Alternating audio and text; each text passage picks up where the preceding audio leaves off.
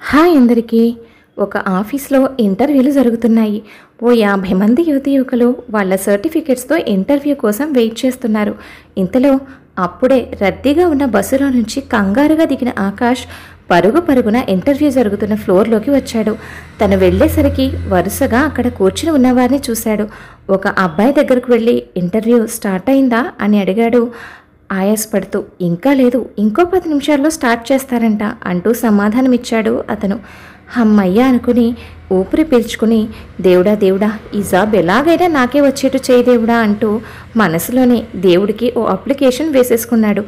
ఆకాష్ తన ఎదురుగా కూర్చుని ఉన్న అమ్మాయి తన సర్టిఫికెట్స్ చూసుకుంటూ ఉండగా అనుకోకుండా గాలికి ఆ అమ్మాయి సర్టిఫికెట్స్ అన్నీ చెల్లా చెదురుగా ఎగిరిపోవడంతో అక్కడ మిగతా వారంతా ఏమీ పట్టించుకోకుండా చూస్తూ ఉంటే ఆకాష్ లేచి ఆ అమ్మాయితో పాటు ఆ సర్టిఫికెట్స్ని ఏరి అన్నీ సర్ది ఆ అమ్మాయికి అందించాడు.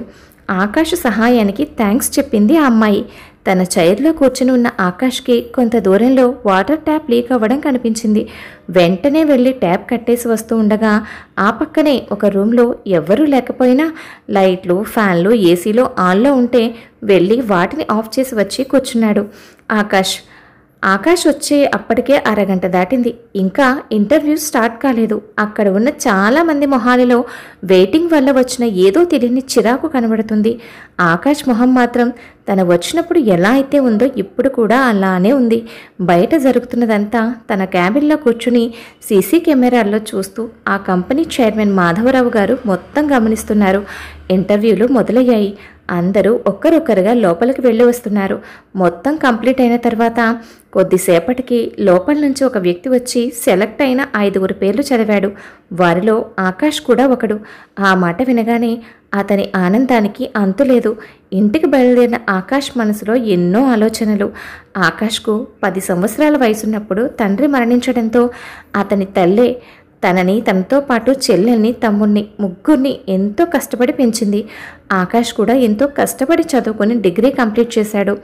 ఇంతకాలం కష్టపడిన ఆకాష్ తల్లి ఆరోగ్యం ఇప్పుడు అంతంత మాత్రంగానే ఉండడంతో ఇంటికి పెద్ద కొడుకుగా తల్లి, చెల్లి, తమ్ముడి బాధ్యత ఆకాష్ పైనే పడింది. నెల రోజుల నుంచి ఎన్నో ఇంటర్వ్యూలకు అటెండ్ అవుతున్న రికమెండేషన్లు, లంచాల వల్ల తనకు ఎక్కడా ఉద్యోగం దొరకలేదు. అందుకే తను సెలెక్ట్ అయ్యాడు అన్న వార్త వినగానే అంత సంబరపడ్డాడు ఆకాష్. ఇక మీదట తన కుటుంబాన్ని బాగా చూసుకోవాలని నిర్ణయించుకున్నాడు. వెళుతూ స్వీట్ బాక్స్ తీసుకుని వెళ్ళి ఇంట్లో అందరికీ విషయం చెప్పి అందరి నోళ్ళు తీపి చేశాడు. విషయం విని ఇంట్లో అందరూ చాలా సంతోషించారు. మరుసటి రోజు జాబ్లో జాయిన్ అయ్యాడు ఆకాష్. అక్కడ Akash job company chairman Madhavarao గారి పర్సనల్ సెక్రటరీ. ఇక మీదట మాధవరావు గారి షెడ్యూల్ మొత్తం ఆకాష్ దగ్గరుండి చూసుకోవాలి. ఇక మాధవరావు గారి విషయానికి వస్తే ఆయన ఒక అనాథాశ్రమంలో పెరిగారు. చదువు పూర్తయిన తర్వాత ఆశ్రమం నుంచి కట్టుబాట్లతో బయటకు వచ్చిన ఆయన ఈ సమాజంలో ఎన్నో కష్టనష్టాలకు వచ్చి తన స్వయం కృషి, తెలివితేటలతో జీరో నుంచి హీరోగా మారి ఇప్పుడు కోట్లకు పడగలెత్తారు. మాధవరావు గారి భార్య మహాలక్ష్మి, ఒక్కగానొక్క కూతురు అపూర్వ ఫ్యాషన్ డిజైనింగ్ డిగ్రీ పూర్తి చేసి జీవితంలో ఏదో సాధించాలనే లక్ష్యంతో ఉంది. ప్రస్తుతం వడ్డించిన విస్తరలా ఉన్న మాధవరావు గారి జీవితంలో ఒక బాధ. ఆయనకు 1 సంవత్సరం క్రితం కారు యాక్సిడెంట్ జరిగింది. ఆ ప్రమాదం నుంచి చిన్న చిన్న గాయాలతోనే బయటపడిన మాధవరావు గారికి బ్రెయిన్లో బ్లడ్ క్లాట్ అయింది. దానివల్ల ఆయన ఎప్పుడైనా చనిపోవచ్చు. అయితే మరుక్షణమే, లేదంటే 5-6 సంవత్సరాల తర్వాత గాలిలో దీపంగా ఉంది ఆయన ప్రాణం. జీవితంలో ఒంటరిగా అన్నీ సాధించిన మాధవరావు గారికి ఉన్న దిగులంతా ఆయన ఒక్కగానొక్క కూతురు గురించి. తను పోయేలోపే కూతుర్ని, తన ఆస్తిని ఒక మంచి అబ్బాయి చేతిలో పెట్టాలని. అలాంటి అబ్బాయి కోసం చాలా రోజుల నుంచి వెతుకుతున్న మాధవరావు గారికి అందరూ డబ్బు మనుషులే ఎదురుపడుతున్నారు తప్ప మనుషుల మధ్య ప్రేమలకు, బంధాలకు విలువనిచ్చే మనిషి ఆయనకి ఇప్పటి వరకు ఎదురుపడలేదు. ఆకాష్ని మొదటిసారిగా గమనించినప్పుడు ఎందుకో ఆయన వెతుకుతున్న వ్యక్తి తనే అనిపించింది మాధవరావు గారికి. అందుకే ఆకాష్కు తన సెక్రటరీ పోస్ట్ ఇచ్చి తన పక్కనే పెట్టుకున్నారు. అలా ఆకాష్ని మరింత దగ్గరగా గమనించవచ్చు అని మాధవరావు గారు ఊహించినట్టుగానే ఆకాష్ జాబులో చేరిన కొద్ది రోజుల్లోనే అతని తెలివితేటలు, మాట తీరు, మంచితనం, పద్ధతితో మాధవ గారి మనసును గెలుచుకున్నాడు. తన కూతుర్ని ఆకాష్ చేతిలో పెడితే తనకన్నా బాగా చూసుకుంటాడనే నమ్మకం కలిగింది మాధవరావు గారికి.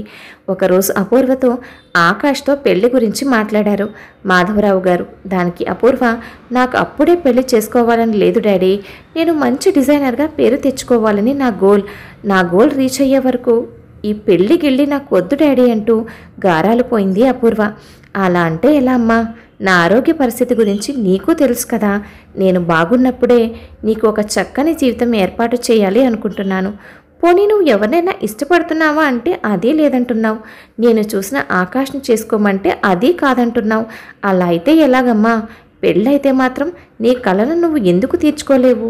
అప్పుడైతే ఆకాష్ కూడా నీకు తోడుగా ఉంటాడు. నన్ను నమ్ము తల్లి, నీ మంచి కోరే నేను ఈ నిర్ణయం తీసుకున్నాను.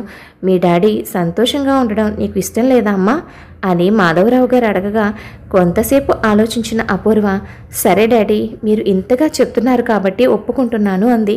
కూతురు అంగీకారానికి ఆనందపడిన మాధవరావు గారు వెంటనే ఆకాష్కు ఫోన్ చేసి ఇంటికి రప్పించారు. ఆకాష్తో అపూర్వ పెళ్లి గురించి మాట్లాడారు. మాధవరావు గారి మాటలు విన్న ఆకాష్ కొంతసేపు షాక్లో ఉండిపోయాడు. కాసేపటికి తేరుకుని, ఏమిటి సార్, నేనేంటి మీ అమ్మాయిని పెళ్లి చేసుకోవడం ఏంటి? జోక్ చేస్తున్నారా సార్? మీరు ఊ అనాలే కానీ కోటీశ్వరులు మీ ఇంటి ముందు క్యూ కడతారు. అలాంటిది నన్ను మీరు? అవునయ్యా, నిజమే. పెళ్లి విషయంలో ఎవరైనా జోక్ చేస్తారా అంటూ తన ఆరోగ్య పరిస్థితి గురించి చెప్పి, నువ్వన్నట్టు నేను ఊ అంటే చాలామంది కోటీశ్వరులు నా ఇంటి ముందు క్యూ కడతారు. కానీ వారిలో ఎవరితోనైనా నా కూతురు పెళ్లి జరిగితే నా బంగారు తల్లి జీవితం సంతోషంగా ఉంటుందన్న గ్యారంటీ ఏముంది? కానీ నువ్వు నా కూతురికి భర్తగా వస్తే దాన్ని గుండెల్లో పెట్టుకుని చూసుకుంటావనే నమ్మకం నాకుంది. తెలిసి తెలియక అది ఏ తప్పు చేసినా అమ్మలా దాన్ని అక్కున చేర్చుకుంటావు అన్న భరోసా నీ మీద నాకు ఉంది. దానికి కూడా ఇప్పుడే పెళ్లి చేసుకోవడం ఇష్టం లేదు. కానీ నాకు అంత సమయం లేదని ఒప్పించగా ఒప్పుకుంది. ఇప్పుడు చెప్పు, ఈ పెళ్ళి నీకు ఇష్టమేనా అని అడిగిన మాధవరావు మాటకు ఆ దేవుడే పిలిచి వరం ఇస్తానంటే కాదనను కానీ అంటూ నీళ్లు నమ్ముతున్న ఆకాష్ వైపు చూసిన మాధవరావు అర్థమైంది. నువ్వు పెళ్లి చేసుకుని ఇక్కడికి వచ్చేస్తే నీ కుటుంబం సంగతి ఏమిటా అనేగా నీ ఆలోచన. దాని గురించి నువ్వేమీ ఆలోచించకు. వాళ్ళ బాధ్యత నాది. వాళ్ళ ముగ్గురు పేరు మీద తలా 1 కోటి రూపాయలు బ్యాంకులో ఇప్పుడే వేస్తాను. నీ తమ్ముడు చెల్లెలు చదువుకున్నంత చదివించి వాళ్ళకి నచ్చిన సంబంధాలు చూసి పెళ్లి చెయ్యి. నువ్వు ఈ పెళ్లికి ఒప్పుకుంటే నాకు మాత్రమే కాదు, నీ కుటుంబానికి కూడా ఎంతో మేలు చేసిన వాడివి అవుతావు. నువ్వు జన్మంతా కష్టపడినా వాళ్ళకి ఇంత మంచి జీవితాన్ని ఇవ్వలేవు. ఆలోచించుకో అన్న మాధవరావు గారి మాటలకు ఆలోచనలో పడ్డాడు ఆకాష్. కొంతసేపు ఆలోచన తర్వాత నవ్వుతూ ఈ పెళ్లికి ఒప్పుకుంటున్నాను సార్ అన్నాడు. ఈ మాటకు సంతోషించిన మాధవరావు, సార్ కాదయ్యా, ఇక మీదట మావయ్య అని పిలువు అంటూ ఆకాష్ను దగ్గరకు తీసుకున్నారు. వధూవరుల అంగీకారంతో పెళ్లి పనులు ధూమ్ధామ్గా జరుగుతున్నాయి. భార్య కూతురుతో పాటు ఆకాష్ కుటుంబానికి కూడా పట్టుబట్టలు బంగారు నగలు తీసుకుని పంపించారు మాధవరావు గారు. వాటిని చూసి మురిసిపోయారు ఆకాష్ తమ్ముడు చెల్లెలు. పిల్లల ఆనందాన్ని చూసి సంతోషపడింది ఆకాష్ తల్లి శారద. మాధవరావు గారి స్థాయికి తగినట్టుగా పెళ్లి అంగరంగ వైభవంగా జరిగింది. వధూవరులు ఇద్దరు ఒకరిని మించిన అందంతో ఒకరు మెరిసిపోతూ చూడముచ్చటగా ఉన్నారు. పెళ్లి కార్యక్రమం మొత్తం ముగిసిన తర్వాత కొత్త దంపతులను ఆశీర్వదించి ఇంటికి వెళుతున్న శారదమ్మతో మాధవరావు దంపతులు, మీరు కూడా మాతో పాటు మా ఇంట్లోనే ఉండండమ్మా అన్నారు. ఆ మాటకు శారదమ్మ, వద్దండి, ఎక్కడి వాళ్ళు అక్కడే ఉండాలి. అప్పుడే అందరికీ గౌరవం మర్యాద. నేను కలలో కూడా ఊహించని విధంగా నా బిడ్డకి ఇంత గొప్ప స్థాయిని కల్పించారు. చాలా సంతోషం బాబు, వస్తాను అని చెప్పి మిగతా 2 పిల్లలతో అక్కడి నుంచి బయలుదేరింది.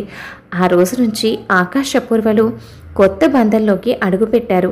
వాళ్ళ మొదటి రాత్రి రోజు ఆకాష్ పక్కనే కూర్చుని టెన్షన్గా 2 చేతులతో చీర కొంగును నలుపుతున్న అపూర్వ చేతిపై తన చెయ్యి వేసి, టెన్షన్ పడుతున్నావా అపూర్వ అన్నాడు. మౌనంగా ఆకాష్ వైపు చూసింది అపూర్వ. మావయ్య ఫ్యాషన్ డిజైనింగ్ మీద నీకున్న ప్యాషన్ గురించి అంతా చెప్పారు. నువ్వు నీ గోల్ రీచ్ అయిన తర్వాతే ఇదంతా. నా నుంచి నీకు ఎలాంటి సహాయం కావాలన్నా చేస్తాను.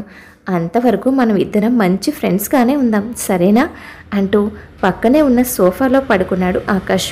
ఆ క్షణం ఆకాష్ మాటలు, ప్రవర్తన, అతని పట్ల అపూర్వకు మంచి అభిప్రాయం కలిగింది. నిద్రపోతున్న ఆకాష్ వైపు చూస్తూ తనలో తనే నవ్వుకుంటూ నిద్రలోకి జారుకుంది అపూర్వ. తర్వాత నుంచి అల్లుడు, మామగారు ఇద్దరూ కలిసి కంపెనీకి వెళ్తున్నారు. కంపెనీ వ్యవహారాలలో మామగారికి సమయానికి తగిన సలహాలిస్తూ బిజినెస్ను మరింత ముందుకు తీసుకువెళ్తున్నాడు ఆకాష్. ఒకరోజు మాధవరావు గారి కంపెనీకి ఒక పెద్ద ఆర్డర్ వచ్చింది.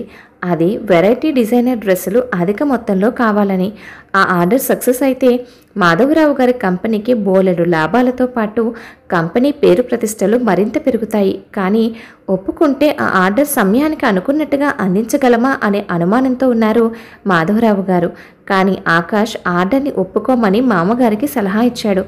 ఇది మనం చేయలేకపోతే మన పొరుగు మొత్తం పోతుంది అన్న మామగారి మాటతో, మనం ఖచ్చితంగా చేస్తాం మామయ్య, నా మీద నమ్మకం ఉంచండి. అలాగే ఈ ప్రాజెక్ట్ డిజైనర్ కూడా ఎవరో కాదు, మన అపూర్వే.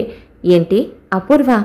ఏ మాత్రం ఎక్స్పీరియన్స్ లేని తనని నమ్మి ఇంత పెద్ద ప్రాజెక్ట్ ఒప్పుకోవడమా అన్నాడు మాధవరావు. మామయ్య నమ్మాలి, నేను అపూర్వ డిజైన్స్ చూశాను మామయ్య, చాలా బాగున్నాయి. మీరు ఒప్పుకుంటే ఈ ప్రాజెక్ట్ సక్సెస్ చేసే బాధ్యత నాది అని నమ్మకంగా చెప్పాడు ఆకాష్.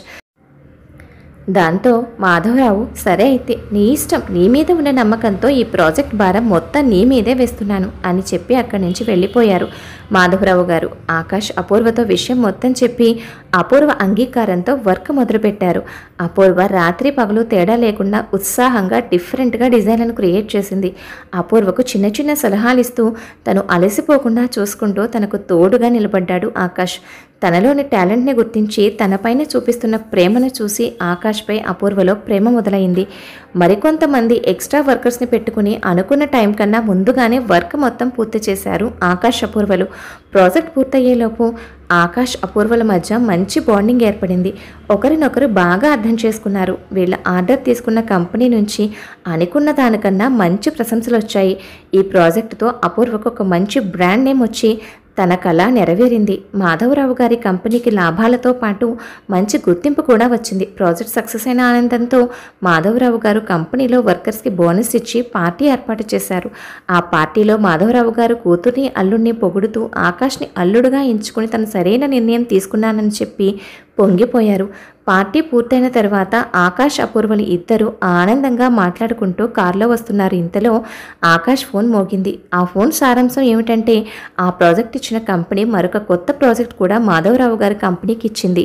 ఆ విషయం వినగానే అపూర్వ, అబ్బా ఇంకా నా వల్ల కాదు బాబు, నా కళ నెరవేరింది, అది చాలు, ఇప్పుడు నా కళ వేరే ఉంది అంది. అపూర్వ మాటలకు ఆశ్చర్యంగా, వేరే కళ ఏంటది అని కారుకు సడన్ బ్రేక్ వేసి అపూర్వ వైపు చూశాడు ఆకాష్. అపూర్వ నవ్వుతూ ఆకాష్ బుగ్గపై ముద్దు పెట్టి సిగ్గుపడుతూ, నా ఆకాష్ని జాగ్రత్తగా చూసుకోవడమే ఇకపై నా కొత్త గోల్ అని చెప్పింది. కథ విన్నారు కదా అండి. కథపై మీ అభిప్రాయాన్ని తప్పకుండా కామెంట్ చేయండి. మీ కామెంట్ నాకు మరింత ఉత్సాహాన్ని ఇస్తుంది. మరొక మంచి కథతో మళ్ళీ కలుద్దాం. ఉంటాను మరి.